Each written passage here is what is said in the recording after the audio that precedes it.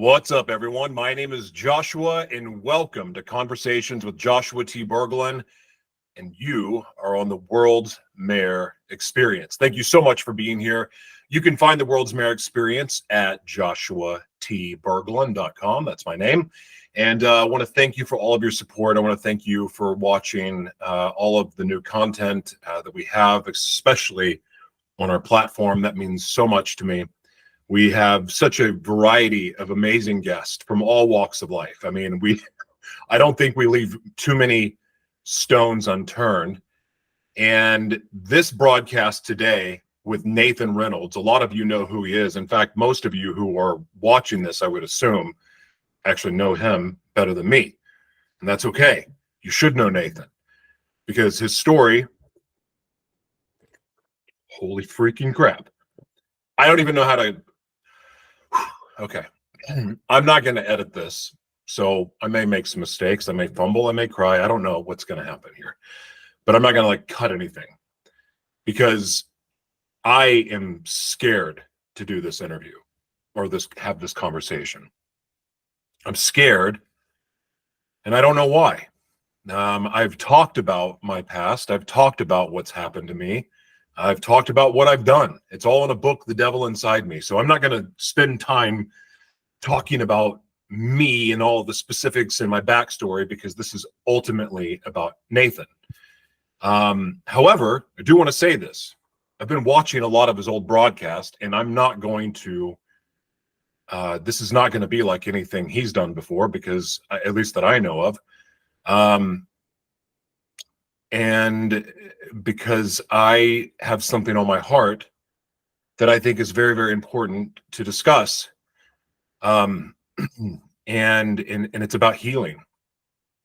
It's about healing. And if you know Nathan's story, you know what I'm talking about. If you don't, I'll just give you a synopsis. And I do need to say this now. If you get triggered easily, don't watch. Come back to it. Pray before you watch. I wish I would have given a better trigger warning for my book, but I got to tell you that Nathan's story requires a much different type of trigger warning and one that's probably bigger than mine. Of course, he has communicated the hell. I don't even think hell's the right word. He has communicated his life and his experiences with a maturity, a level of maturity that I can't even comprehend because I still can't talk about my stuff that maturely. I mean, I can, but it's I don't feel that. I still get uncomfortable and weird about it. Unless if I'm just in this frame of mind of not caring. In other words, I told you about a trigger warning, gave you the trigger warning, but for me to not focus on those things, I can just not care about that trigger warning and just be in your face with all the horrific stuff. And I don't want to do that. But I can't imagine, being molested and being abused and physically abused and verbally abused and going through all of those things. It's horrific. My experience with being sexually abused, and then even the self-inflicted trauma that I put myself through when I would go on these meth binges for 3 and 4 days at a time and have sex with anyone that had drugs or had money or whatever, like fentanyl at that time. And without being too vulgar, there wasn't enough drugs or sex that I could have while being up. I was a 20-year chemsex addict, and I would have continued down that path until my death, but God had other plans for me. Of course, didn't mean that I got off scot-free because I live with the consequences of my actions every day of my life. Now, fortunately, because we have this amazing God, there's this amazing God, this amazing creator that has this plan for our life, and this plan for our life, I believe, does not ever change. The opportunity to fulfill what we are created for, it doesn't go away until we're dead. So God's patient. And God gives us this amazing opportunity to rehabilitate our lives and to take all of our pain and use it as fuel for our purpose. And it's awesome. But I got to tell you, the longer we wait to give our lives to God, say, okay, God, you've given me this free will. So I'm going to go and I'm going to do meth and I'm going to do coke and I'm going to have sex with all the people I can have sex with. And I'm not going to care about anything. I'm going to eat what I want, do what I want, say what I want. I'm going to just be me. What's interesting is that I'm me now. I get to be me every day, and I won't apologize for it. But the difference is that I get to be me in Christ versus me. Well, I don't even know how to describe that. But he gives us this opportunity. And the longer we wait, the more work there is to get back to baseline. Because, we dig ourselves a lot of holes when we defy what God wants for our lives. And that's what I did. I defied that. Now, my journey, I took an interesting turn when I got out of jail for the 6th time after I'd given my life to the Lord, and I was determined to do everything that God created me to do. I wanted to be me. I wanted to please God. I wanted to have love. I wanted to have a family. I wanted to make this dream and vision that I had in my life come true, that I'd had since I was a child, that I literally got my very first vision after being molested. In fact, I didn't remember getting any visions for a long time without trauma being attached to it. I don't know what that's about. I don't have the answers. But I've taken a very interesting road in this last 8 years of working to rehabilitate my life, to figure out what my true identity is, to figure out who I really am, who I am in Christ, who I am, what I was created to be. And it's come with a lot of ups and downs and redirections and so forth. But the thing that I'm so grateful is that I know that God has been with me the entire time to help me steer my path, to guide my path, to show me which way to go. And sometimes when I get stubborn, God lets me, go walk alone for a little bit, or it feels alone, and then I fall into the ditch, and he's like, hey, get over here. Get over here. This is the path you need to be on. Now, what are you doing that? What are you doing talking to those knuckleheads? That's not what I have for you. I got something better for you. Anyway, it's been a wild journey. But going back to Nathan, and this is where I'm going to kind of lead into, because he's about to come on, and I'm sincerely nervous about this. Every time I thought that I was healed, I'm going to get to Nathan, I promise, because this ties into Nathan. But in my walk with the Lord, every time I thought I was healed, I would have it by 6 months, going, oh, I'm doing it. Everything's good. No switches. And again, I have dissociative identity disorder. So that's one of the conditions I have. So going without a switch for a long time, wow, God's really healed me. And then get a little cocky. And next thing I know, oops, never mind. And then, I missed 2 weeks of time and so forth. And every time that I thought I had healed around my sexuality and the sexual identity issues I had, and not knowing what was real about that. And of course, with DID and multiple personalities, there's a lot of different sexualities there. There's a lot of different things going on. So it's very confusing. Imagine how confusing it is for the people that try to love me, So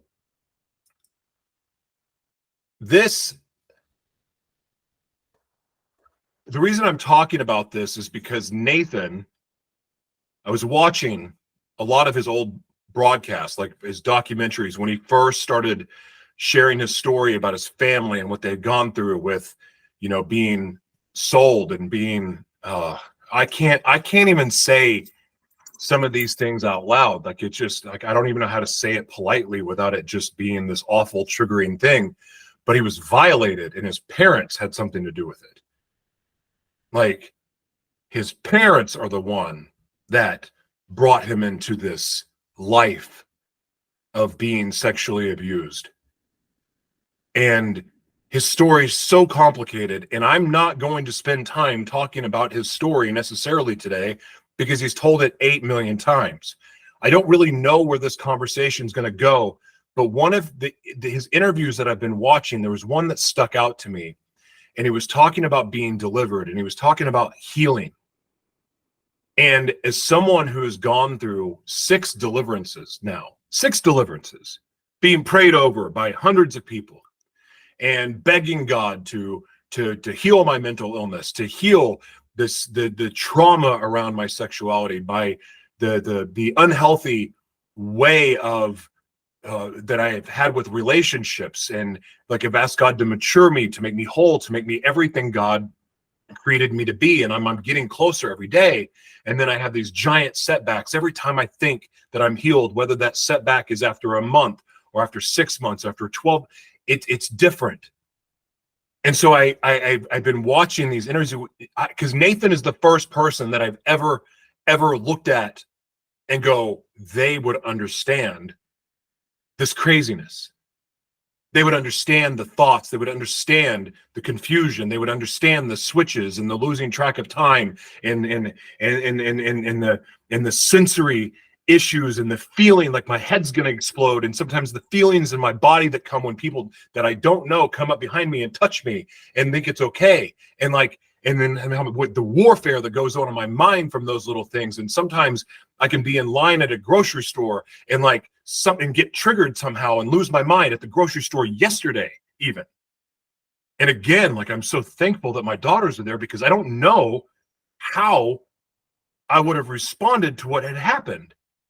And it's like, and it comes out of nowhere. Like everything is, I've been in the best mood ever. I've been started taking peptides, and I'm feeling so good and feeling so strong. And my mind has felt so clear. And I'm like, wow, I'm good to go. I'm good to go. I'm ready to rock and roll now. Like, I'm going to be healthy. I'm going to heal, and everything is wonderful. And then all of a sudden, within a split second, it was like everything just exploded all at one time, and then my brain's going nuts, and then I'm not healed. And I've never been able to have this kind of conversation with somebody that has been anally penetrated at a young age, because of what that does to your brain, how that affects us, how it can affect you for a lifetime. And like, I don't have the healing that I thought I had, but my relationship with the Lord is stronger than it's ever been. What's this all about? So I'm going to have a conversation with him that maybe he's never had before. And I don't know where it's going to go. But I pray that there's healing.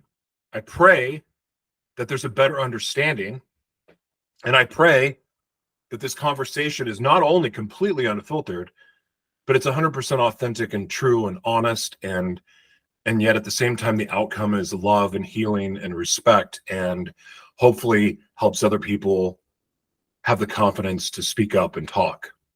Because I'm 44 years old. I've been walking with the Lord for 8 years now, and doing the work that God has created me to do is the most important thing on the planet. And part of that work is my family.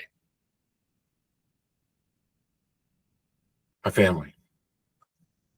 Actually, those pictures there. My family. And I've lost a lot of families.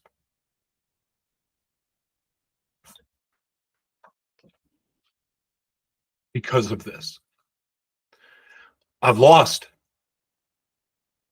don't have a relationship with my oldest daughter, and I have a grandson who's just there, waiting for me to meet.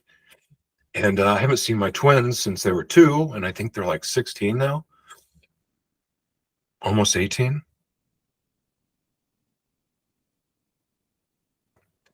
And God has blessed me with an opportunity to do it over again, to have a family. And I've got 2 amazing daughters, and I have the most amazing partner in the world who loves me, mentally ill and all. And she is my best friend, best partner. She has helped me like integrate in society and have healthy relationships with people. And like, I mean, it's a miracle. It's a God miracle, but God made this happen. And I'm so grateful, but I live in fear. I live in fear that at any moment I could switch and not come back. And so this conversation is very personal.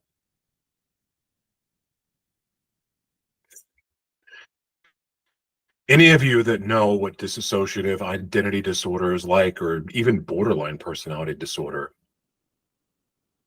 you know how challenging it can be, and you know how frustrating and isolating and lonely it can be.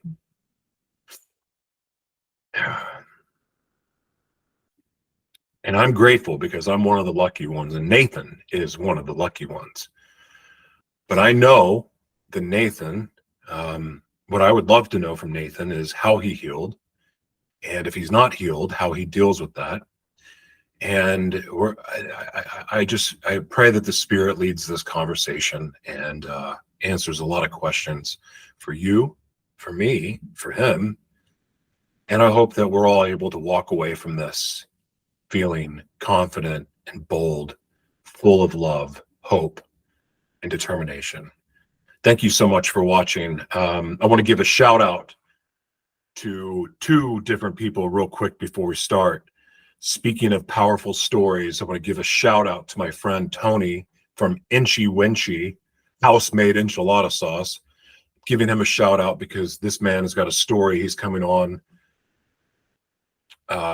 Not the same as Nathan's, but it's still a wild story. And this man, what God has done in this man's life and what he's doing with his life now is so inspiring. So this enchilada sauce, you can go to inchywinchy.com. I'm telling you, it's a mind-blowing enchilada sauce.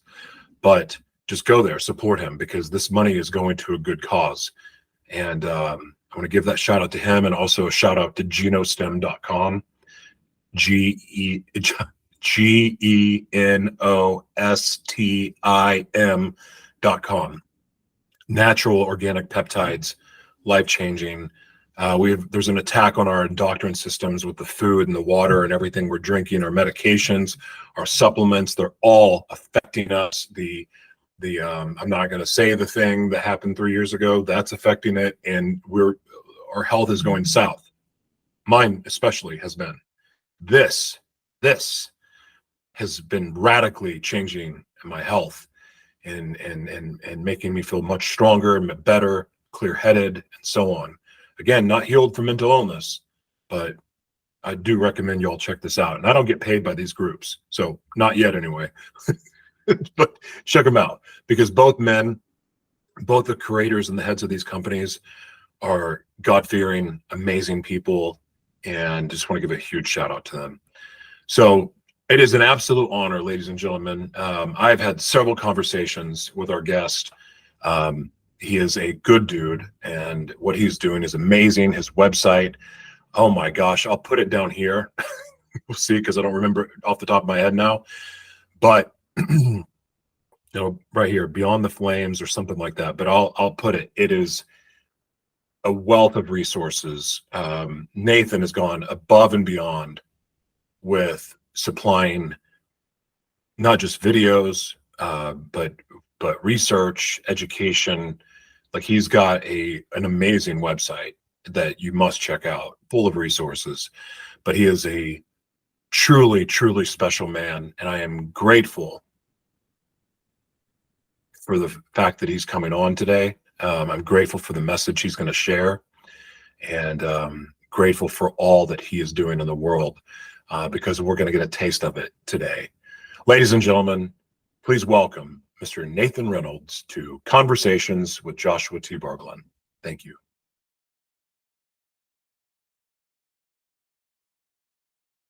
We're firing it off now. You're good to go. You take it over now, just like it's yours. You run it.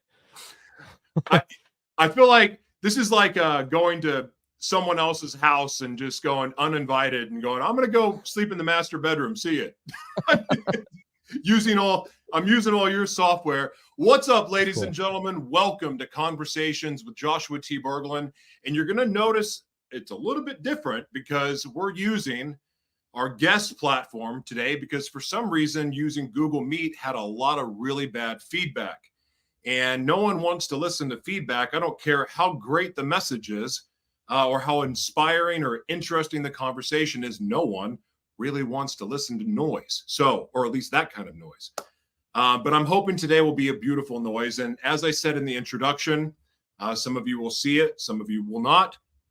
But as I said, I have had the privilege of not just getting to know Nathan with some personal phone calls and having some chats, but also I've spent a lot of time watching a lot of his old interviews, going back several years up to current reviews. And of course, he's a friend of Emma's, who does an amazing job at the Imagination podcast. But I got to tell you, I don't want to have this conversation be like any of his other conversations at all. And part of the reason why, as I shared in my opening, what I want to talk about today is healing. Because a lot of people I know are still suffering in silence. And I've got a pretty wild story, but this is not about me. But again, after hearing Nathan's story, I've never in my life felt like there was another man that I could go to and talk to that would even understand half of what had happened to me, what had gone on with me, what still goes on with me. And as someone who loves the Lord with all his heart, I owe everything to God. I am only breathing because of what God has done in my life, has done for me, and the people he has surrounded me with the support I have. I am so blessed. I am blessed beyond measure to have a partner in Jessica that just so happens to specialize in working with very mentally unique people. And I owe that all to the Lord, and I wouldn't be here without it. And as I said in the opening, the one thing I'm terrified of this day is having a switch and going back, or losing time, or having any of this, because I've made the mistake, and I shared this with Nathan in an email. I made the mistake of believing I was healed a lot of different times. In fact, I even think I came on broadcast saying, I've been delivered from DID. I've been delivered from this sexual identity crisis. I've been delivered from this addiction. And then months later, a week later, 2 weeks later, have a switch and then lose a month of time, lose a week of time, lose days. And then my behavior doesn't necessarily look like the man that loves the Lord. And it sucks. It sucks as someone who loves the Lord, as somebody that wanted to be an evangelist and help bring people to the promises of the Lord, and knowing that, they can rehabilitate their life, and then God can do a mighty work in anyone. There are no limits in what he can do. Yet at the same time, as I'm saying that, I'm having setbacks. I'm switching. I'm making mistakes. I'm having very demonic behavior sometimes. And I don't know why, because my heart is for the Lord, but yet up here, or whatever's going on, like sometimes I'm not exactly the most Jesus-like person you'll ever meet. And I don't understand that. I don't understand why I'm not healed. I don't understand why I have some of these issues. But the point is that I know I'm not alone. And so I want to have this conversation today centered around healing, specifically to people who have been sexually violated, molested, raped, abused. And I mean, women, this is a conversation for you too, because one, you get raped and abused as well. But also you love men who have been raped and abused. And if you don't have the tools, or you don't have the understanding of what's going on with them, it may be very challenging for you to be able to have a healthy relationship. I have a very healthy relationship. When you read about dissociative identity disorder, it pretty much tells you that you've no shot at having a healthy relationship. That's a lie from the devil, because I'm an example of that, and Nathan's an example of having a healthy relationship. Are there complications? I don't know what his relationship complications are, but every relationship has complications. So I want to have a conversation about healing. I want to have a conversation about grace, And I just want to have a conversation that hopefully brings understanding around a very complicated issue. Neither one of us are physicians, but we do believe in the greatest physician of all, and that is God, our creator. And I'm so honored to have Nathan here. Well, I guess I'm on his platform and he's on, but I'm honored, Nathan, to have you here. This has been a long time coming. I want to thank you for the man that you are and the courage that you are to share all that you've shared. I mean, I just have my mind blown with some of the videos that I've watched of you, hearing you share and hearing your wife share. You are a true warrior. I am so grateful for you. And I'm really excited to have this conversation. So, Nathan, welcome to Conversations with Joshua T. Berglan on your platform. Joshua, thank you so much for having me here. Seriously, I'm really glad you're not just going to ask me the same 15 questions I've been asked about 750 times in the last few months. You know, to me, what you're digging into is the real heart of the matter. Is like, how do we actually get through life now? Like not back then, you know, because there's lots we could talk about from decades of this lifestyle. But the truth is, we're trying to still navigate the present while the past comes bleeding through and kicks our teeth in and ruins our relationships. And like you, I have an incredibly committed wife and a partner in this walk. But boy, is it messy. It is not pretty. There's lots of warrior talk at times on YouTube, but there's a lot of bloody, snotty, frustrated screaming matches too. You know, there's still a war with the man in the mirror. Never doubt that. That's for sure. I want to start with this because, you know, when they talk about salvation, when people give their life to the Lord, you know, you hear a lot of stories of people being like radically changed in that moment. Boom! It's like lightning struck and then everything's changed and I'm a brand new man. But the reality is that, yeah, that's true. But then the old man gets in the way too, or the old demons or the old spirits or whatever. And then life happens. But you go along this road where you're feeling good, you're Holy Spirit high, like I could take on the world. I'm going to change the world. And me and Jesus, we're going to just change everything. And then you have a setback. I want to talk to you about your first setback when you first gave your life to the Lord. What was that like for you? Was that a humbling moment? Because did you go into, after being saved, did you believe that you were completely free from all this? Or did you go, well, I got my work cut out for me? What was that like for you? Well, when I first got saved, I was like 7 years old. And so I was still very firmly trapped in that world. And I suffered with a lot of feeling that like hypocrisy or like a duplicitousness to my faith, in that I had so many strongholds that the adversary would work over, and especially like chronic sexual addictions and substance addictions. I think sex, drugs, and violence are the three things that ruled my life more than anything else. Like, and I really believe that is like the strand of, like, that is the cord of binding that the enemy uses so effectively when there is a alteration of sexual identity at an early age, when there's sexual abuse on men, on little boys in particular. These seem to be the three powerful spirits that interject themselves and attach. Like I always call it STDs, you know, these are spiritually transmitted diseases, and like they proliferate. So throughout later years of your life. So, but really, for when I finally started really kind of separating a lot of the tendrils from my family and from the occult, and I really started trying to give my life to the Lord and give my life to follow him and pursue him with everything in me. I was still going to college at the time at University of Colorado at Boulder, and I was going to a non-denominational church, like a really growing, fast, upbeat, exciting place where it was also really okay to not be okay. And I needed some of that message. I really did. But on the other side, it gave a lot of leeway for like an extraordinary amount of bondage and sin to just be accepted, you know? And so I didn't have, I don't know, maybe a holiness factor that was really component to it.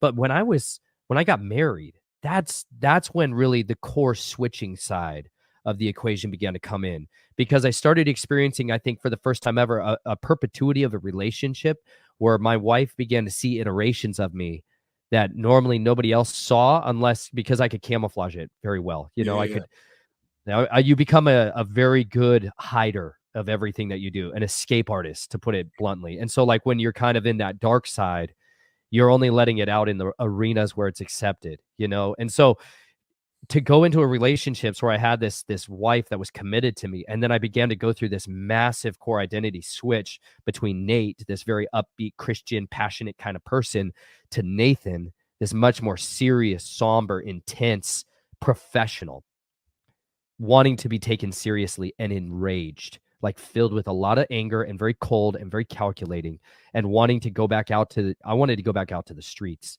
And for me, that meant stalking people. Like I stalk predators. That's like what I like to do. I like to find bad guys and crush them. And so like to try to mask that and cover that up, and to deal with the shame and the guilt that began to come with that, because so often what came alongside that was a very strong addiction to pornography and to substances, and those became just detrimental in my marriage, because my wife was seeing all this instability and she didn't have any category for any of this. Just so those of you that don't know, I never shared with my wife, hey, I'm DID, like, hey, I come from a massive family of sadomasochistic perverts. I didn't share any of this with her. It all came flushing to a head when she had to give me she had to give me an enema because I was severely constipated, and like I came undone, like a severe trauma terrified out of my head and not the same person anymore. And she's like, something horrible has happened to my husband. But we wrestled with that a lot in the early formative years of our marriage because we didn't have any language to articulate what was going on. And I would have, like you said, like a come back to it, almost like you're coming back out of that personality, and then you're like repenting, you're renouncing, you feel like I got to go baptize myself again and like smash my iPad, like just destroy everything that was giving these doors open to the enemy.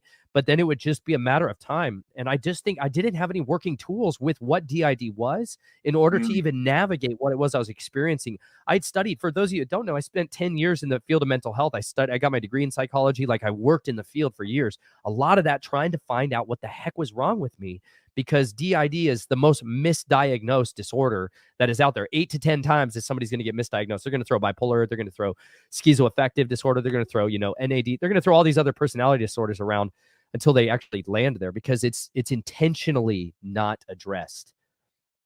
Yeah, they want to deny that it's even real. Yes. That is a massive problem, because if you have half the therapist, and I don't know the percentages, but in my experience, I've got half of the therapists I've seen deny it exists, and the other half go, yeah, it's very real. And this is how it happens.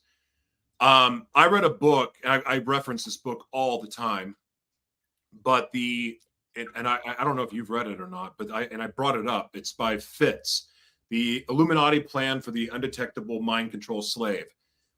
I read that book, and again, I don't want people to go out and read that book, just like I warned about this interview. Please, if you get triggered easily, just watch something else right now. Don't go read this book. And then that book, it tells you, do not read it if you have DID or you've been traumatized, because this is going to stir up things in you. I ignored those warnings because I was desperate to find what is going on with me. Like, I didn't know how. Was it demons? Were they spirits? Is it truly a mental illness? Am I imagining this? What is it? And that book helped me understand it, even though I didn't go through the satanic ritual abuse or any of those things that were planned for people. I got to experience some of that, but it wasn't called SRA. It wasn't that. It was a much different experience for me and how I came into it. But that book helped me understand what these altars were all about, and understanding that I could have a Christian altar, and then I could have my other altars that were a little bit different and sometimes a little bit more nefarious and a little bit darker and evil. And getting to understand that helped me identify what these characters were for me. And so that helped me get on the healing track. But this is where I came into the problem, is thinking I was healed and thinking that I was okay. And then that would just bring upon another trigger. What I want to ask you is this, because we're both men who love the Lord. We're both men that love God's people too. And we want to help, and we want to serve, and we use our lives and our testimonies as a way of trying to reach people. But what can we do? Because we have a responsibility. Preachers have a responsibility And this is why they can't sleep with their secretaries, and this is why they don't curse, and this is why they don't drink and do drugs, because it makes them vulnerable to temptation. It makes them susceptible to having a bad fall. But when it's a mental condition like DID, and you want to serve the Lord, you want to serve God's people, and you want to do the work that God created you to do, how do you balance, or how do you manage, or how do you navigate life knowing that at any moment you could switch and become someone that is very, very, very different than Nathan? That's such a good question, and I think I wrestled with this a lot last year because, I read this book that in some ways I highly recommend. It's called A More Excellent Way by Henry W. Wright. And this was very beneficial in dealing with a lot of the more like the spiritual roots or the spiritual components of disease. But he had a section in here for DID, and it was like he was dealing with fear stress responses, and anxiety, these like how our body responds. And he was dealing with like multiple chemical sensitivity disorders and stuff like that. And it's a fascinating, incredible book. But his section on DID equated a lot of it to like the demon of Legion, that he thought it was kind of rooted in something that could just literally be cast out. And I had heard this perspective early on when I was trying to get counseling and getting healing and stuff. And my experience had never been successful with that. There was no way, as much as I had tried, to cast out DID. And like, believe me, but at the time, I was very devoted to trying to reestablish my family, like my relationship with my children, because on the home side of this, crying children makes me switch. Like screaming, blood curdling crying makes me switch. And like, I have twin babies right now. You have any idea how incessantly difficult it is to maintain continuity of mind in an environment where, like, we didn't know my wife was pregnant with twins at the time. She got incredibly sick. And then I had a 3-year-old and a 5-year-old or a 6-year-old at the time as well. And we were living in an RV. So I was living in a tiny little rectangle for 5 years on the road, traveling full time in this very chaotic environment, to put it nicely. And so it was not peaceful in my house. It wasn't, because I was all over the place. Going in and out of my head constantly. But on one side, the way that I manage that is I'm also very transparent with people. Like on my videos and on my shows, I show people the whole roller coaster, y'all. Like I let them see all of me, because I published my book for a reason. Before we did anything else in ministry, I'm like, I better let you all know, like, I'm a train wreck, like I'm a mess, like I can hold it together pretty well. But most people with DID are incredibly high functioning at times. At times they are some of the smartest and most brilliant people I've ever interacted with in my life. That's why they're alive. Because if you're not, and you start to split off chunks of your consciousness in order to survive, you get to a place where you're like a vegetable. You're like a retard. And it's a real thing. Like I have family members who went through the same kind of programming, and they're retarded. They did not split well, was how it was said. And it's like, but I've been just trying to be as transparent as I can with people along the way. But I felt like a year ago, I tried so hard to be like, I'm never going to talk about this again. I'm going to put all of this stuff aside. And I'm kind of going to basically like, well, first of all, we should also talk about like integration and forced integration, that whole like idol in the DID world that we should definitely talk about. Cause that was a huge thing in all the counseling sessions that also got me super jacked up in a different way. But I tried to put it aside, and I tried to be like, I am just going to maintain the single mentality. And, I felt like I was duller than a box of rocks. I felt so empty. I felt so lonely. Yeah. Like I felt dumb. And I feel like really what actually happened is I just compartmentalized again to a deeper and greater extent. And I didn't actually have any of my core identities except for the one kind of front face that is able to function and work. But it really made me filled with despair. It really was brutal and exhausting. But on the other side of it, I had a stability enough for my children. I started reading them the Bible every night. We started reading books every night. Like I started really cultivating my relationship with my girls and trying to really invest in them because they'd seen such a chaotic dad for so long.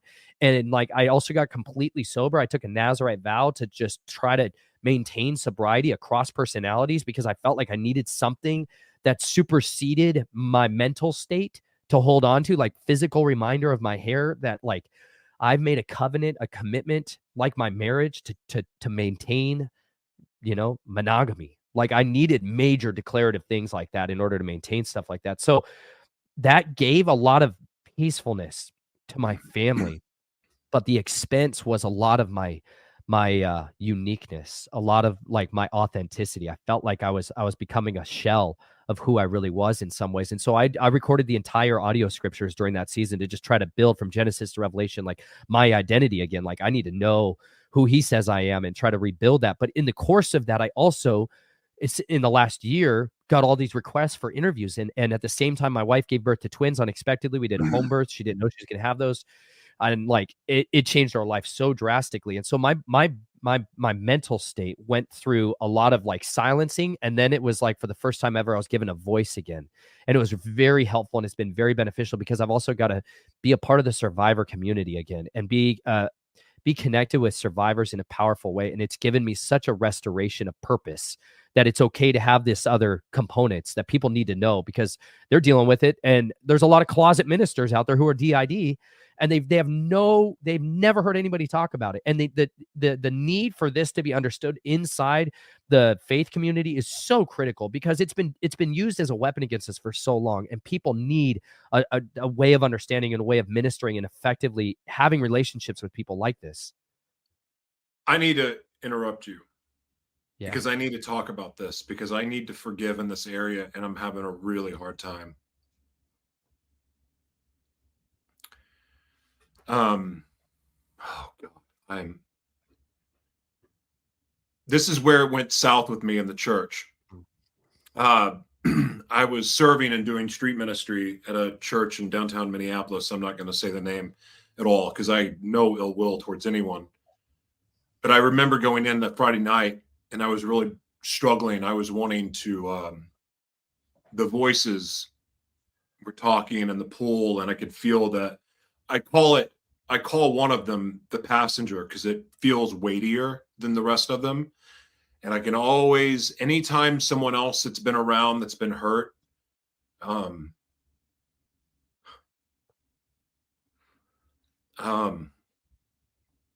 anyone that like, it's a very predatorial thing and I can feel it. And I use the dark passenger because I learned it from Dexter and whatever, because it's the only thing that really makes sense to describe this one. And I could feel it. And I couldn't shake it. So I went into street ministry and I because they always had worship before, and I go in and people can get on the mic and talk. And I got on the mic and I told everyone that was there that I was like struggling, like I needed help. I needed relief from this because this entity, this thing, it was really fueling this desire to, the sex and drugs thing for me is huge. Like chemsex was for 20 years, it ruled my life. But this monster that was building. And I shared openly because that was the only thing I knew to do. I remember when I was the last suicide bout I had that went 4 days straight, and the woman I was with was praying over me and like nothing would change. And all of a sudden I remember hearing this voice talk, like go do a broadcast and talk about what's happening. And what I recognized in that moment was that this thing doesn't like the light, the suicide spirit or whatever it was. It doesn't like the spotlight. So I'm like, okay, I need to go tell the church what's going on with me. And I didn't get prayer. I didn't get anything. I got a big group audience full of very uncomfortable people, judgy eyes, all this stuff. And I'm sure some of it I'm telling myself stories, but no one was there to pray for me. Not the preacher, not any of the people that were going out to pray for the bums in the freaking streets that were on drugs, that were on alcohol. I was sober, and I'm one of you. But I'm telling you in real time that I'm struggling and it's effing demonic and it's not pretty and it's not it's terrifying. And they weren't there. And I've had a lot of things with the church that I just want to like flip them off and like I got issues. But that moment for me was the most isolating, most lonely feeling of my life. And I was surrounded by people that are supposed to care. So why is it that when I was a chemsex addict and I was having sex with anything that would walk and some things that didn't walk, and and I'm using drugs, going on 4-day benches, drinking my own pee to get urine. Everybody wants to save me then. But then when I'm saved and I'm admitting that I'm struggling with this, everyone turn their back. Help me forgive, because I am tired of being so angry about this. Because, and here's the thing, I know it's not just me. I know it's other people, but I can speak up for me. And this is wrong. You were absolutely right. The church needs to know how to deal with this, because there's a lot of freaking people running around with DID that have no clue, and they're doing a lot of damage. But the church is supposed to be our place to go for refuge. And why weren't they there? Why? Can you tell me? Man, I groan with you in that. No, thank you. Thank you. You know, I've got my own experiences of wanting to scream and cuss out some people in the church in a lot of ways. You know, it shouldn't have been that way. Truly. This is why he came. You know, he came to turn the world inside out, because the movement of what was the churchianity of its day was devouring the people, was merchandising the people and not giving them what they needed, which was restoration and deliverance. Instead, they were using technicalities to keep them from authentic relationships. But they are blind, leading the blind. It's aggravating. It's exhausting beyond measure to try to go in. Like, that's why I tried to write my book, to reach an audience of people that have no clue about what this is, but it's ruining. Like you said, they're DID people are roaming around causing havoc because nobody is willing to wade through the absolute train wreck that they need to walk through in order to be there long enough to hang in. Like, they are some of the most capable and competent people you can ever have as your ally. But when you screw them over like that, when you abandon them in their moment of need, they are your worst nightmare.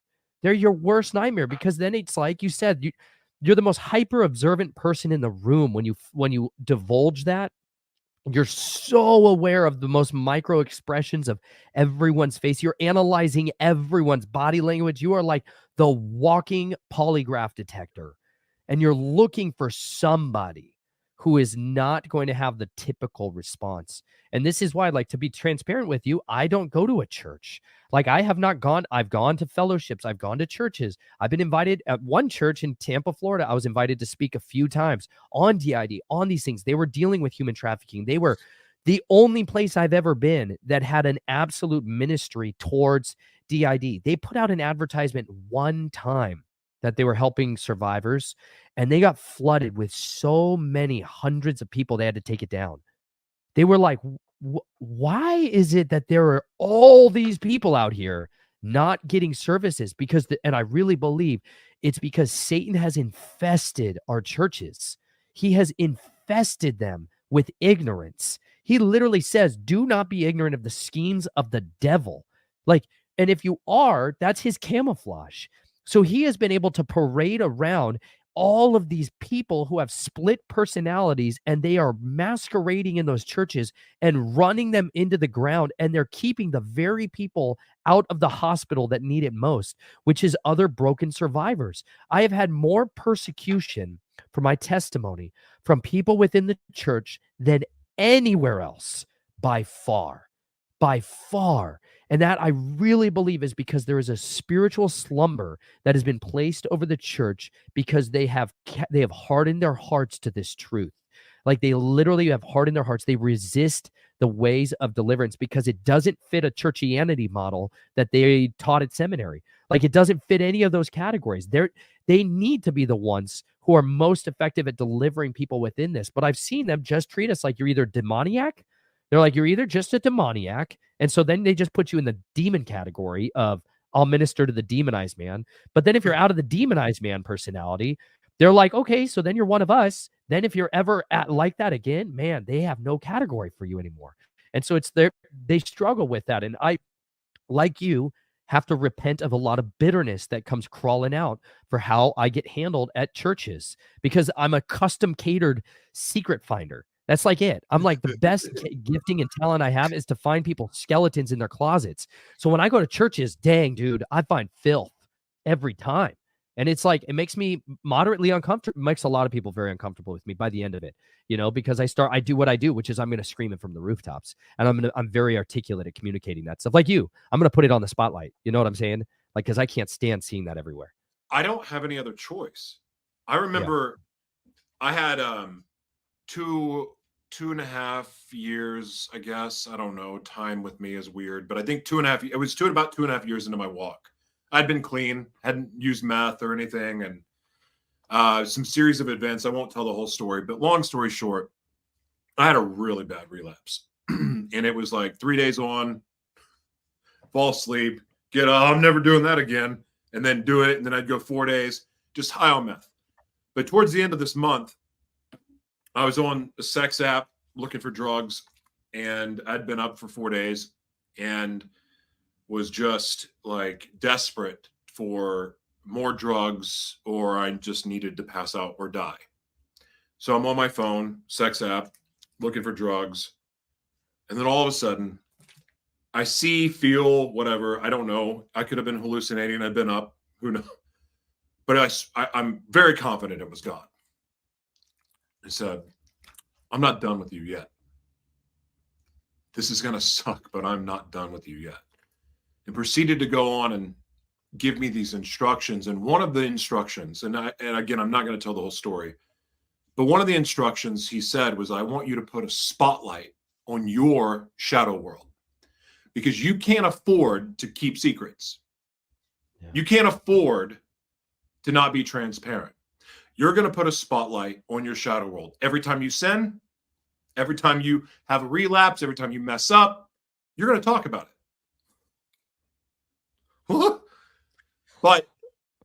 And then he proceeded to give me instructions that really convinced me that this is what I needed to do. And I took him literally. And even though I passed out and I recovered, then he sent me 5 messengers. I kid you not. They came out of nowhere, and they all gave me the same message. I didn't know who they were. Random people calling me going, God told me I'm supposed to tell you this. Like, what? What? Who are you? Like, what are you talking about? But they all give me the same message. And I'm like, okay, this is beating my head now. Put a spotlight on my shadow world.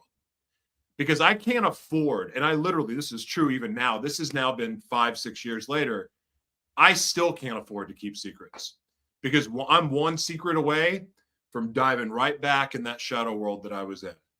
So transparency for truth, not holding secrets, even if I think, like, I don't even if I'm like, well, I could probably keep that one to myself. Like, nope, got to talk about it. Because I am so susceptible to going back and hiding. Because to this day, I still would rather hide than be out in the light.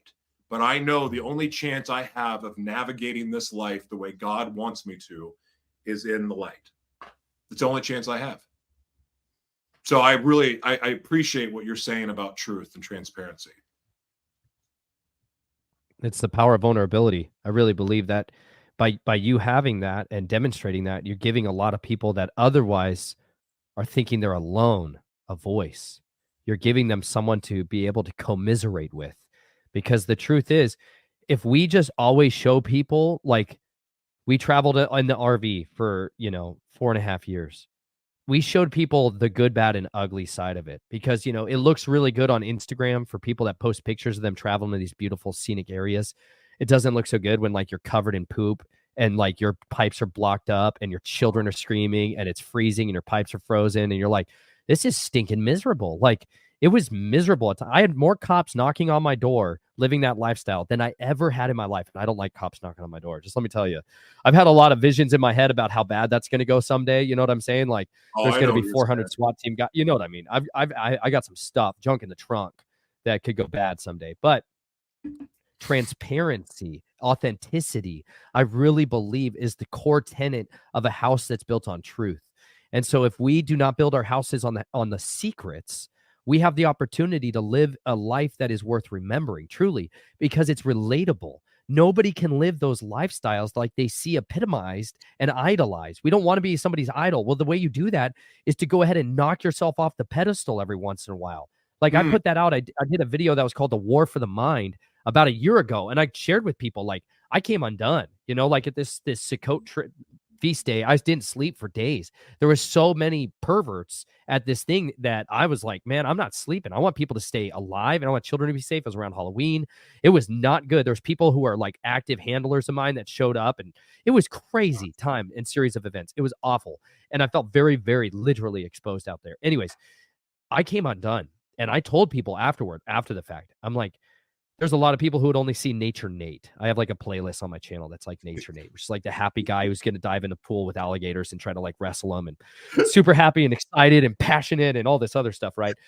Yeah, then there's this like whole other guy who shows up and is just literally camouflaging himself and lying in the grass with knives, you know? And that's real different for people that only see Nature Nate. They're like, my children want to hang out with you. I heard you give them feathers and rocks and stuff. And I'm like, you know, there's a lot going on here. You know, have you, like, I started my channel with a very brutal, explicit documentary about a child who was being butchered and sacrificed in our neighborhood, like international news. And like, I'm like, you ever watch the other channel videos on my channel? They're like, no. I'm like, you might want to do that because there's a lot going on with people. And by you and I, anybody else that's a survivor that ever gets any kind of level of a platform, I can't recommend it enough. Be you, all of you. As much as you can, because what it does, it like, I'm doing another panel. I did a panel with 2 other survivors about 2 weeks ago on Emma's show. Man, I'd never had group therapy with DID people. I never realized that. And I was like, this was amazing. We could have talked for days. I felt so understood. You know, all those stupid nuances that you realize you're always trying to like present an aspect of, you don't realize it, but you are literally always trying to present an aspect of yourself that's congruent with what the perceptions of people around you might perceive you to need to be for them. And you don't realize how much that wears you out. And then suddenly when you can just relax and be that way, like without the use of drugs, like drugs was the only other way I felt like I could turn that off enough to feel authentic. But at the same time, I knew it was basically, I'm just using tranquilizers to suppress what inevitably needs to get dealt with. And so instead, I feel like by talking to other survivors and hearing them be authentic, it takes all of that resistance, all of that exhaustion, all of that, like, I don't know, one-upmanship personality style of life out of the equation. And you just got to be you and be like, yeah, it still is. I had people who came over and were watching me try to take care of my twin babies, and they were like mortified because they would watch as one of my babies is screaming. I'm shaking like I'm being tortured. You know, my nose starts bleeding. Like when I go through these horrible like switches, like pressure goes through my head, my nose starts bleeding, I start shaking, you know, like I'm a mess. And they're like, holy smokes, this is what it's like for you. And they look at my wife and they're like, is this what he's like? I'm like, she's like, yeah, this is what it's like for him to raise babies. And this is what she's seen. Like I write about it in my book. I'm transparent with people, but when they see it firsthand, they're like, you're debilitated. I'm like, I'm severely disabled.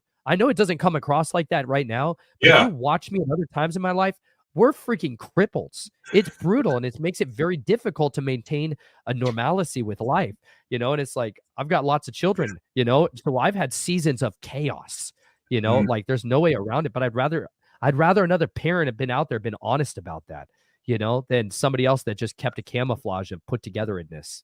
Have you talked to your kids about DID yet?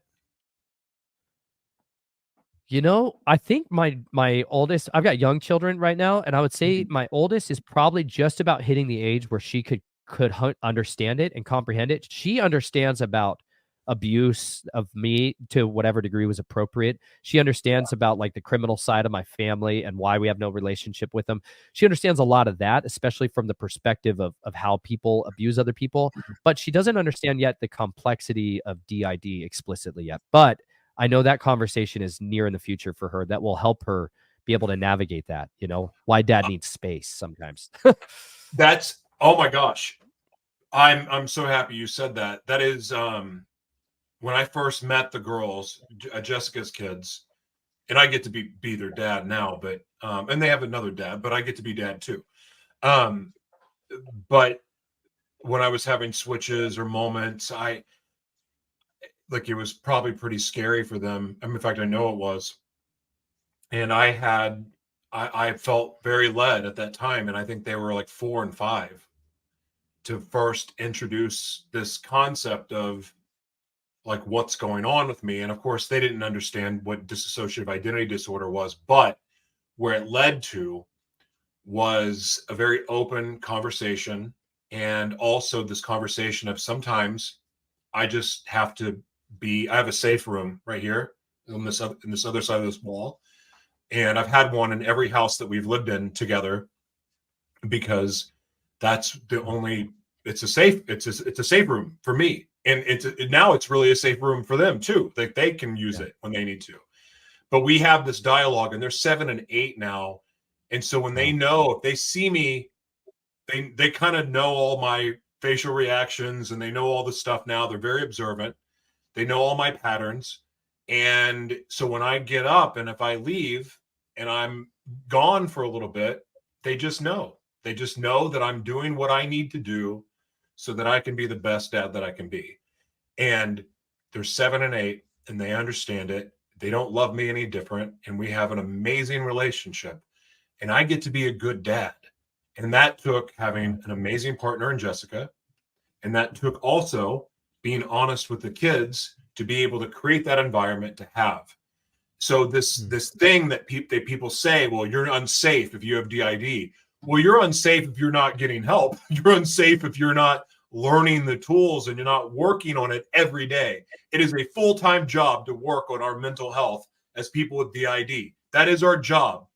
Like that is our job, essentially, is to do what it takes to be healthy so we can do the work that God created us to do. I believe that that is our sole job. And part of that is being a dad, being a partner, being a husband, being a wife, whatever it may be. But I am so grateful that I had the courage to even talk to them. And I know the little girls, and you talk about, most people lie to their kids about stuff like that. Well, mommy's got a headache, but she's really strung out. Or, Santa Claus is coming to bring you gifts. And like, all these little lies that we seem are harmless. I look at that and go, that's a freaking problem. We get to talk and tell the truth. And because of that, we're able to have a pretty high functioning family, even with the mental uniqueness in this family. And I thank God for that that's possible. So I really love that answer. Thank you. Well, that's a great encouragement to get to hear on how to navigate that with parents. Because, man, I don't think I've ever heard anybody else even say that seriously, like that they talk to their children about the DID, let alone the tools and the resources for how to be effective in that. Even a lot of my friends that knew me would never even talk to me about it. It was like taboo. There was like, I don't know, they didn't even want to address it. But then the ones that really got to see me, I've had a few people who saw me like that. Especially like when I'm raising the babies, that's when it's the hardest, because I'm the most raw, and like my wife and I were infertile for years. I was made to never be able to have children. They crushed me and abused me in a way so that I couldn't have children. And I ended up having a surgery 4 years into our marriage to try to like fix that. And she was able to conceive after it, and I realized, that's my wife conceiving children is the catalyst that got me out, because I knew I either gave my daughter over to the family and got the trust fund, or we got the heck out of there completely. And so it was so much of the reason why we got out. But along the way, it's been the hardest thing for me. It's the thing that throws me into the fire most is raising children. And I think that's universal for parents. A lot of them, you just realize your selfishness in a lot of it, and you realize how difficult it is to lay your life aside for them. But then you realize, I think there's a perpetual contrast for me that I never saw, that I would get jealous of them and like their lack of gratitude for the peacefulness of life, or like food, or like non-abuse. And you just be like bitter at them. Like, what do you mean you're not hungry and not going to eat? What do you mean you don't like it? Are you kidding me? You should starve. You have never starved, child. Like, I get into that mode a little bit unnecessarily, but it really helps to give context when I'm like, listen, I was starved. You have no idea what that's like. You haven't even missed meals. I remember we were like, okay, well, you're gonna fast today. And I wanted them to experience that. And they were like, oh my gosh. I'm like, this isn't even starvation. Like it's the more we can build the bridge of communication and restore to what is, I don't know, a secretive, mysterious. There's nothing sexy about it. But you know what? We have to remove the mystique around DID and just help people to see a practical application of it. Like, that's why I recommend there's this little PDF that's called ABC of DID, and it was written for counselors and pastors. And I'll share that with you so you can send it out to folks. It was a very valuable tool that I was like running around giving to everyone while I was trying to explain to them what DID was and trying to explain to them like what this looked like. And when I would hand that to people, they would inevitably read through this and all these people would start popping up in their mind. And they'd be like, oh my gosh, this is totally this person. Because so many people don't know this is what's going on. And when you give them working language, it helps to build an understanding that they desperately need. That's good. Okay, here's a trigger warning. Just letting you know ahead of time, this question is going to be triggering for people, but I'm going to ask. And I've never asked another man this, but I'm going to ask anyway. So you were sodomized and at a young age. And I was too. Won't go into detail there. Just sodomized. I've read, and I don't know how true it is, but I'm hoping that you know something. But part of the reason why being sodomized is part of the rituals, because that's what causes the split. Because your spinal cord and your anus are attached to your brain. And the penetration, and okay, try not to be graphic, but that trauma, especially as a young child, that's kind of one of the ways that they can split the personalities is through the anus.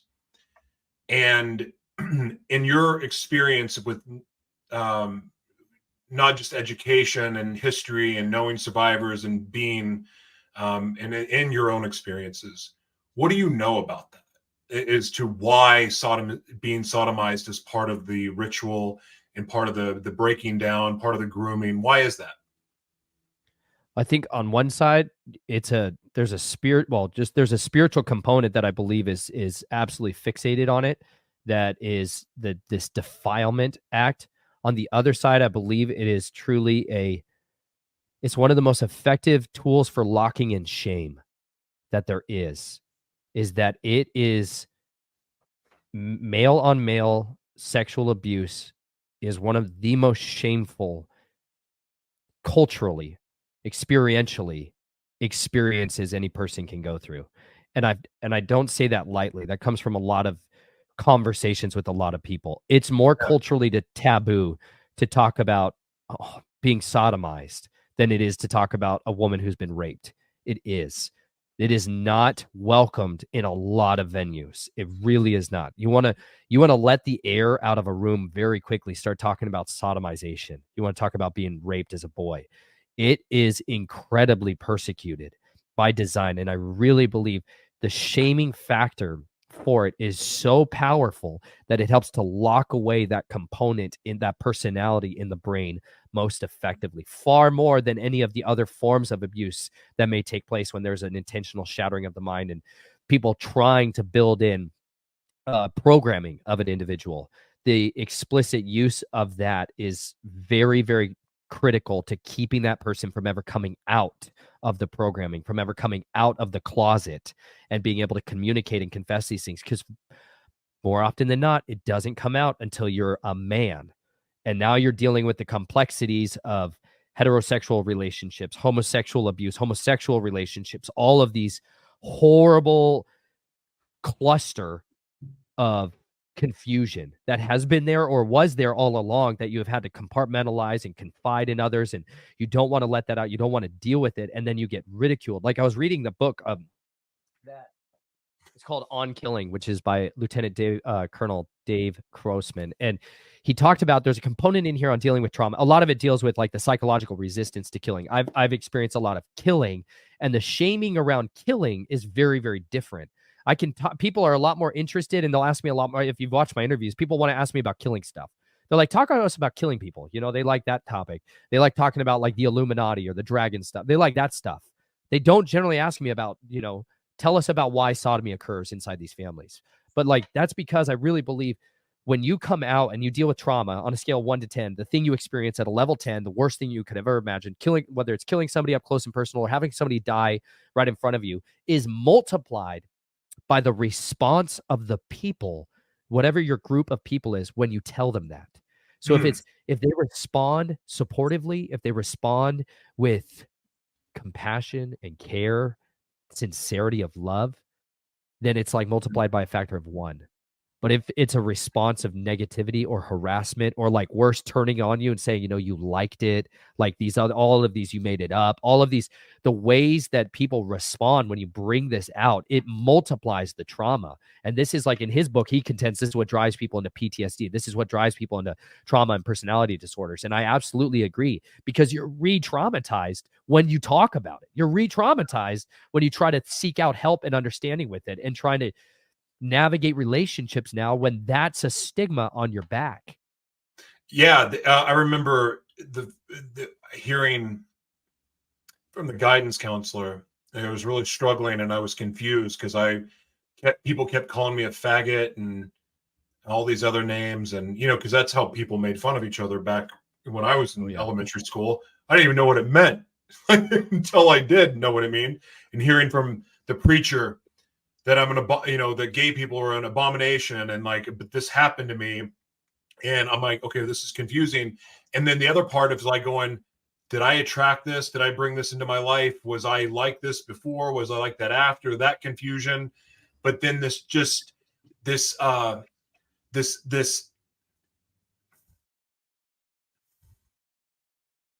not understanding, like, is hurt. This was painful. I'm traumatized, and yet it felt good at the same time. And that is something that was very confusing physically for me, because I don't know if I was exploring myself before I was molested, the first time I was molested, but I know I was after, and then still getting molested. And this kind of went on. I had this for about 10 years. This went on with sexual abuse, and it hurt. I was scared, and it felt good at the same time. But little by little, it became easier for me to submit, even though I didn't want to, but I was. And then that emotion, again, going back to this hurts, I'm scared, and it feels good. What's that all about? Like, I that in itself, like, I know that God created our bodies, but how is this that something so traumatic can feel good in such a way where I dream about it? I'm either having nightmares or it's a fantasy. It's nightmares or a fantasy, nightmares or a fantasy, back and forth. That's a lot of confusion. That's a lot of what's real. That's a lot of what's real for me. What's right? Am I these things? Am I a faggot? What am I? Like, do you have any understanding around that side of it? I think you're just describing so much of what is the struggle of being in a constant state of confusion. And this is what sexualization at an early age does to a child, is it fills them with confusion, because there's physiological responses in our body that are hardwired, that are almost inescapable. And you have predators, like true predators, who predate upon people and utilize those mechanisms in the body to then justify their perverse pleasure. Like Alfred A. Kinsey is one of the people who directed and engineered this in our society more effectively than anybody else. And he did this by commercializing pedophilia, but wholesale, and literally to where today in court, they rank a level of abuse based off of the scales that he gave them from pedophiles on how traumatized children were, and how much we should basically give them leniency or not leniency on how much the child was affected after the fact or not. But it brings in such a destabilization of your core identity, because now you're trapped in that loop of remembering these things, and then you're physiologically responding in a way that you don't want to be. Maybe your mind doesn't want to be, or your soul doesn't want to be, but it is hardwired into you. And that's why I literally believe they're programming the autonomic nervous system. They're hacking your nervous system so that you will respond in these ways when you're prompted to. And this is why it is like a mind-controlled slave. It's not always some guy with a hypnotist watch and doing all these code words in your ear. They're literally hacking the systems of your body in order to cause these reactions in you later. And then you are always dealing with a spiritual component that gets interjected and commingled with it that can get prompted and brought out as like a co-conspirator in the act. And so this becomes a stronghold. Like for me, that constant confusion, especially when I was going to be around my family members, because there was a lot of sodomy of grandsons. That was like the way my family did it, was like grandsons, not like my direct father, but my grandfather, my great grandfather. And so the children, when we were around each other, the male cousins and stuff like that, there was always all of this other homosexual stuff, because this was what had become normalized and had become so desensitized to us that we couldn't break out of it. And it caused so much shame and so much deepening of that confusion. And I think this is why I turned it as like my release was self-mutilation in my teenage years, because I started going to a private Christian school, and same thing. I got called a faggot all the time. I got called all these names, a fairy and a queer, even though like I was attracted to girls and pursued girls, I still was mocked that way. And back then, like you said, it was just more a normal way of guys would joke on each other and call each other this. But then I had this deep wound, this bondage, and this horrible curse in my identity. Like my dad signed away my body to my great grandfather for a trust fund. Like I had shame of being a slave attached to me as I'm trying to navigate high school and middle school and dealing with all the complexities of social cues and inside of that. And so it caused me great despair and a great hatred of myself and a hatred of my body. And so much of that gets turned inward. You either you unleash outwardly. This is where you see a lot of people that are bullies and pick on other people. But for me, I turned it inward because I didn't want to victimize other people. And so I think later on in your life, as you go through a series of trying to get restoration of your identity and trying to get deliverance spiritually of that side of it, you still have to have a continuity of assurance in your mind for those centers of your body, the physiological side of your body, to get restored. And I'm like, I know this sounds bizarre. I'm a huge component of rewiring that system through cold water immersions. Like I have found that is one of the best ways for me to hack that system and to shut off those responses when they start to come online like that. It interrupts, like when I go underwater, it interrupts that entire chain of events. It interrupts it better than anything else. Believe me, I've tried so many different therapeutic techniques. I've tried so many different pharmaceutical I've tried so many different things to try to hack this system. You know what I'm saying? Like this is what DID people basically become. We're like biohackers. We're like trying to figure out how to navigate this thing all the time. Cold, like getting underwater quiets it down for me. And at first I would have panic. And like I made this rule of like, don't get out of the water till you're calm, like in control. And it would literally help to reset that system. So like literally I don't live somewhere unless I can run to water and get underwater there. I can't anymore. If I live somewhere dry, like it's bad. It's bad because I start having those responses, like when the babies are crying or whatever else. And it's not every time they cry, but there's this certain thing. And it's like, I've got to get there because I can feel it like a bolt of lightning come through my body. And it's like, you have got to find ways of navigating an outlet for that. And I've never found something as effective for me as getting under the water. It works, especially jumping in the water, and it really helps to reset that system. And I know it's a gift for me. And I really believe like this is what immersion was. Like Naaman, he's like, go and immerse yourself 7 times to be healed. I'm like, I literally believe that's what immersion is about. It's not this thing where I got to go have some guy dunk me underwater. Like I've got to go out there and put the old man to death that's trying to come crawling out, because they're going to come. They're going to come. And we have sometimes malicious people come into our life to try to bring that out. We're going to have previous people that want to get a hold of us and bring us out. But then we got to understand that the Father's going to give us a way out when we're tempted, when we're drawn away. Like he's going to give us a way out. So we have to learn how to take that. For you, like you're talking about your safe room. For me, like I literally find that underwater. I think I want to try the underwater thing. Headphones work for me. Headphones, like white noise, like some random. I want to ask you about this. because we're talking about a lot of chaos, like from the outside, and what that can, or the internal chaos that can happen, like a baby crying can trigger so much chaos internally. This almost sounds contradictory, but do you find yourself thriving if you see a chaotic situation externally? Do you find yourself at complete peace and just ready to go? To me, I smile like crazy when it gets real ridiculous out there because I feel like I'm home. You know, like really sketchy, dangerous, violent, chaotic situations. I'm like, it makes total sense to me, you know, because that's normal. That's easy. It's easy to navigate in that world. The normal life sucks. Yeah, it's just inside here that it's awful, but outside, it's I thought I was insane. I literally have thought. I mean, technically, I am, I guess, but I mean, I literally am like, this doesn't make sense. Like, I do all of this to prevent the noise in here, but when I see the noise out there, I'm like, oh, it's recess. Let's go have fun. I think that's why I'll even go and make the chaos out there. Like, I found myself going around and just stirring the pot of like hyper parenting, like provoking, like it literally says in the scriptures, you're not supposed to provoke your children to wrath. And I'll be like, dang, it's not a joke, because you'll just start going around and just harassing everybody until all their buttons are pushed. And then I'd be like, and they're all like worked up, you know? And I'm like, all right, that's better. It's terrible, but it's real. Like, my wife, dude, has been through hell. Like, she has. She's so sweet. She's so lovely. She's been through straight up hell.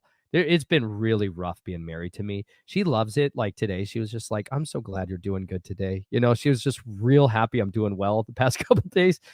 But nobody on this earth besides a spouse can comprehend the level of difficulty that it is being married to someone with DID. Like, it is a real struggle, because a lot of this, you're not going to know it till you're suddenly in it. Like, there's going to be new things you're going to have to navigate, Joshua, now that you have these girls in your life that won't come out till these different phases that they go through in their life, and different people start coming into their life. And you and I don't even know what's ahead of us in that regard. But I'm just thankful that you're even perceiving some of these things, because yes, making the chaos out there sometimes is exactly what I do in order to just feel a little bit more comfortable. Yeah, you're right. It is. And I do my, I mean, I'm, there's not a day that goes by that I do not thank God for Jessica, because none of the good, well, I mean, I can't say that. My life has just improved in every area. I've learned to love. I've learned to receive love. I've learned how to be a dad. I've learned how to be a good partner. I've learned all of these things because I met a woman that cared enough, that could see past the crazy and the facade, to go, I love this man's heart. I see him for who he really is, and I'm willing to work with him to help him navigate. Like, it's the most special thing to me. When we first met, I told her, I was like, okay, before we even consider dating, I need you to watch this movie, because this is the closest movie that I can. This movie paints the picture about as well of what life with me is like that I can ever show you. Guess what movie that is? Tell me. Beautiful Mind. Yeah. Wow. Because I mean, you're a freaking genius too, but I am a genius. I'm very smart about what I'm smart about. And part of what makes us very, very gifted, and I do look at DID as an absolute blessing in some cases, is that we get to see things through a lot of different angles that most people can't see through. So we can look at a problem. It's easier for us to find solutions. Like, it's a special thing. But I had her watch that movie, and she watched it, and she goes, I'm in.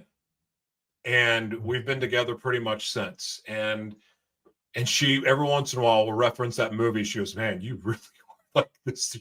You were spot on. So, and even though he had schizophrenia, it wasn't DID. Again, they're kind of similar. Probably was DID. It's, huh? Probably was DID. Yeah, you're probably right. But Anyway, that movie was great. I want to ask you something else, and this is, I'm very transparent. I think I've even told you this, but for me, the going back, you were talking about the homosexuals, things that happened, and for me, I don't know if I was born this way. Like, I think my dad may have been sexually all over the place, like I am. But when I gave my life to the Lord, I went, I was abstinent, sober, did all of that to heal. And part of when I thought that I had healed from DID and other things was also that I thought I had healed from the sexual issues, the sexual identity, knowing, was I bisexual? Was I fluid? Was I just a pervert? Like, what is this? Like, I don't even really know. And a lot of the struggles I had in my walk before, or even turning my life around, was that every time I tried to shut that side of me down, it just got worse. It got stronger. The feelings got stronger. The urge, the feeling, all of it became much stronger. So that phrase, "what you resist persist," kept popping in my head like all these times. But here it is. I'm an evangelist. I'm on stage and I'm talking about my, the love of the Lord and how the Lord can change your life. But like, I'm not getting delivered in the mental health area, and I'm not being delivered in the sexuality area. And I got to a place that I just got tired of fighting it, because the more I fought it, the worse it got. If I tried to ignore it, it would sneak up at the most inappropriate times, and it would consume me, and I'd be like, and I'm very open. I mean, I'm open about this. This is not like a secret to anyone who watches my show or my partner or my family. Like, I'm very open, and my book is, well, goes into all the details, because I needed to tell the truth, because I'd lied my whole life. But I finally, for me to have any peace, was just to say, nah, you know what? I'm done trying not to be bisexual or trisexual, because try anything. I'm done with I'm done fighting it. I'm just going to be, and I'm just going to be me. I'm going to do the best that I can. I'm going to lead with love. I'm going to operate in the fruits of the Spirit. I'm not going to look lustfully at anybody. I'm not going to look at porn. I'm not going to do any of these things. I'm just going to be. And it was only when I just accepted myself as I was, somebody that may be attracted to men, somebody may be attracted to women, whatever. It was only then was I able to quiet the noise, when I just loved myself the way I was. And now, here it is, now a year operating this way. I'm the same. I don't have these fights with myself. I don't beat myself up. I don't shame myself if I recognize that I'm attracted to somebody of the same sex or whatever it may be. And I'm sure Christians are losing their minds saying this, but this leads me to this statement. The reason I'm bringing it up is because this hasn't gone away for me. I've prayed for years. I don't try to feed that desire at all. I don't do anything to try to feed it to make it worse. It's just there. But I have peace now. And because I have peace, my relationship with God, my communication with God, and the way that I navigate life is much improved. Yet, at the same time, on social media, in the Bible, at church, I'm an abomination. I saw someone, his name's Bryson. He's a hip hop guy. He posted yesterday on X, on Twitter, "You cannot be gay and be a Christian." And I'm not gay. I'm half gay or whatever. And I see stuff like that, and I know my heart. I know my relationship with the Lord. And I'm looking at that going, you are God, homie. Like, what do you know? But what I'm getting at is this. I don't know if I'm right. I don't know if I'm wrong. I don't know anything about it. All I know is this. I have peace for the first time in my life, accepting myself the way that I am, and my relationship with God has only gotten better, has only improved, because Is it because I'm loving myself? I'm making loving decisions for myself. I'm not beating myself up. I don't understand it. So the reason I'm bringing this up is because right now, every stand that someone makes is radically judged. You take a stand for Christ, you're judged. You take a stand for Satan, you're judged. You take a stand for, I'm going to support the LGBT community, or I'm bisexual, but I don't like the LGBT community. Like, there's all of these stands that people make, and all of them are controversial. All of them get people bent out of whack. Sometimes people support it, some people don't, whatever. There's just a lot of opinions and beliefs and everything else. So what I want to ask you is this. There's a lot of people that have been sexually abused that also have sexual identity crisis, or they don't know what they are sexually. They struggle with same-sex attraction or whatever it may be. And that they're hearing from some of these religious leaders, they're hearing from the church, and they read in the Bible that they are an abomination. When I hear that I'm an abomination, that does not make me want to run in the arms of Jesus or say, Jesus, God, take my life. I surrender my life to you. My life is yours. Take my life. It's yours. It doesn't make me want to say that. It makes me want to go, but I have peace for the first time in my life. It's like, and I'm making loving decisions for myself for the first time in my life. How am I an abomination, and how am I wrong? So can you talk about that at all? Because this is why I believe, because back when I was in my, sexual crazy days, I hooked up with preachers, worship leaders, all of them. And these are the ones, by the way, that were also from the pulpit telling people that they were an abomination if they were gay, but they were on Grindr doing drugs with me. So very, very confusing. So there's a lot of people that are suffering in silence. There's a lot of people that don't know what's true and what's real and all of that other stuff. Can you, from your perspective, because this is the other reason why I wanted to have this conversation, is what this is like, and to some degree. Like, I can't speak to all of your experiences. I can't speak to any of your experiences, but I can say you have been molested and you have had same-sex sex before, and that does change you. That changes your hardwire. And now you're a man of God. You're navigating life. You have a family. You're doing things the way that the Lord is leading you to do it. And you went abstinent, and you have you're monogamous with your wife. You have all of this stuff now. So from your perspective and your professionalism and your experience, can you speak to any of what I just said, if that made any sense? Yeah. I think on one side of the equation, the reason my book is called Snatched from the Flames is there's two places in the scriptures where it talks about that. One in Zechariah, but the other one is in the book of Jude.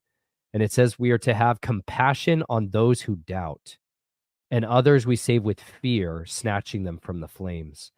And this is how we choose to use and deploy the word is critically important, because I keep these swords around. I keep literal swords around for people to understand something. A two-edged sword, like, I use this regularly now. Like, I've cut myself severely with this thing. This is sharp enough to shave everything off of my body with. It's incredibly sharp. If I wield this thing, and I literally believe it's supposed to be love and truth, that is the two edges of our sword that we can use for great good or for great harm. And if we use it inappropriately, we will cut our own faces off with it. And I think a lot of people, when they go to navigate some of the scriptures, if they do it without compassion on those who doubt, they cut their faces off.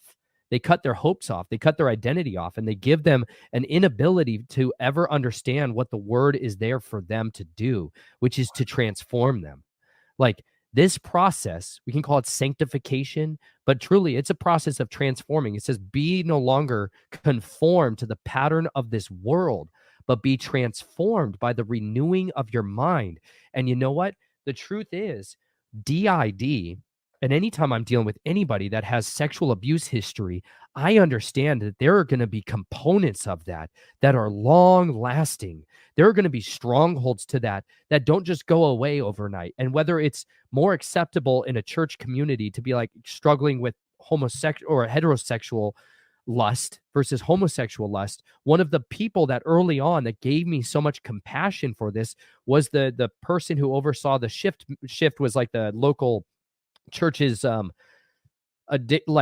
step 12-step recovery program, you know, and his name was Toby, and he had come out of a very similar lifestyle to you and had been in the homosexual scene very heavily for a lot of years in that, like male prostitution scene, you know, and like he was very transparent with that with people.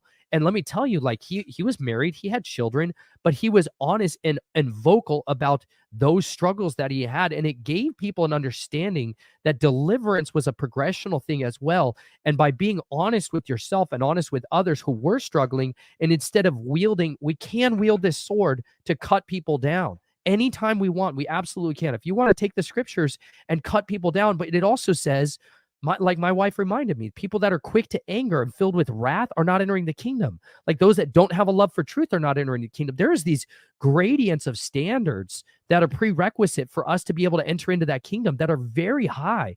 And it's designed to make us strive towards excellence. It's designed to make us strive towards holiness, to being a set apart people. But you know what? There's going to become a process where he comes into us, like you said, the great physician, and he is going to co-labor with us in our struggles and amidst our journeys. And he is going to love us, but at the same time, he's going to walk us into the truth.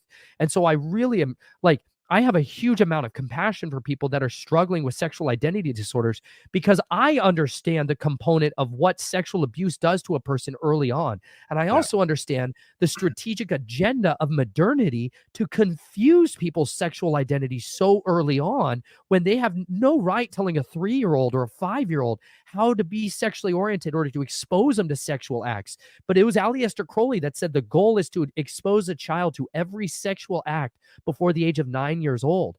That corrupts a child. That does horrible, long-lasting damage that is almost irreconcilable to normalcy later on. And so for those of you who have had the gift of not being abused, you need to have compassion for those who have, because there is no way that you can possibly comprehend the level of confusion and suffering that comes with that, and the identity struggle that gets interjected during that time. But by us demonstrating to others authenticity in love, compassion, and truth in order to try to show them an example, it gives them the opportunity to find peace, gives them the opportunity to have an actual authentic relationship with the Messiah in a way that he can love on them and show them these things without destroying their hope from the beginning. Like one of the best relationships I ended up having at that job where I was like at a recovery treatment house in Boulder, Colorado, was with a gal who was trans. And, you know, I didn't want to participate in a lot of the pronoun introductions at the beginning of the group. They were saying, you have to say this. And I don't like when people tell me you have to say anything. And so she assumed I hated her because of that. And she got to hear some of my story. And because she heard what I'd been through, she shared with me that she had been chained to a wall when she was young. Her dad had literally sold her and chained her to a wall. I know, sweetie. I'll be right there. I got you. She'd been chained to a wall and sold. And so because of that, like, she had been abused for so long that she lost who she was. And like, I had nothing but love and compassion for her, and we wept together, and we were able to develop a relationship and help each other in a way that if you just looked at us and be like, this strong, preachy Christian guy and this like trans woman, you know, this trans person, there was a divide that's built in there. But I'm very careful to understand that the enemy is here to steal, kill, and destroy. And a house divided against itself cannot stand. And so we do need to understand how to navigate that word with absolute precision. And there's a lot of people that are going to get on there and they're going to use it to cut each other to pieces. But understand, how we hold somebody else to be judged is very serious. There's a wonderful book called The Testament of the 12 Patriarchs, where all of the patriarchs are sharing their history at the end of their life to their children's. And one of the things they literally say in there, one of the sons is saying, hey, I literally used to mock people that had these issues, and then I got tempted with them and drawn away into sin and destroyed because of it. And I think that is a danger in reviling anybody who is struggling in these arenas and just degrading them with our words. And so we have to be careful how we navigate that and how we try to build each other up with truth and with love. Dad, come, man. Nathan, I could talk to you for hours, but I don't know if it was your wife or your child that keeps coming in. There's horseback riding in our future. Family comes first, and you and I, we can do this anytime. I I was so nervous about doing this broadcast because No. this is not an easy subject. And Yeah. I mean, it's one thing talking about it with yourself, but now, you know, then talking about it for the first time with someone else who's been there, that's a first for me. And I thank God for this. I do. We met through, I first got introduced to you through King's Counsel and Trust, who I do a lot of media work for, and they turned me on to you. And then come to find out, you know, you know a lot of people I know, and now knowing your story and knowing the man that you are, and having had several conversations with you, I not only feel honored but humbled, and also extremely grateful, not just for your time, but the man that you are, and the fact that you're speaking out on a subject that is not easy to talk about. So God bless you, bro. And thank you. Absolutely. Thank you again for having me, Joshua. I really appreciate it. It was great to be here with you. Great to be here with you.